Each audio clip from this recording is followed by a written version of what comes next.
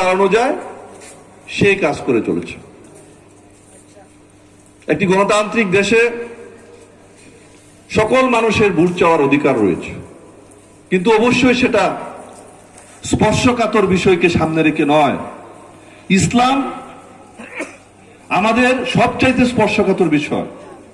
সবার আগে আমি মুসলিম, তারপরে আমি নেতা, তারপরে আমি মাস্টার, তারপরে আমি ব্যারিস্টার, তারপরে আমি প্রকৌশলী, তারপরে আমি ডাক্তার, তারপরে আমি ব্যবসায়ী। আমার জন্মের পরেই আমার কানে আজান দেওয়া হয়েছে। আমার জন্মের পরে কিন্তু কেউ বলে দেয় নাই তুমি নেতা, তুমি ব্যবসায়ী, তুমি প্রকৌশলী, তুমি মৌলানা, তুমি স্কুলের মাস্টার, তুমি গাড়ির ড্রাইভার, তুমি রাস্তায় দাঁড়িয়ে ফুচকা বিক্রি করবে। এটা কিন্তু জন্মের পরে বলা হয় নাই। জন্মের পরে কি হয়েছে? কানে আজান দেওয়া হয়েছে। অর্থাৎ আমাদের সবকিছুর আগে ইসলাম।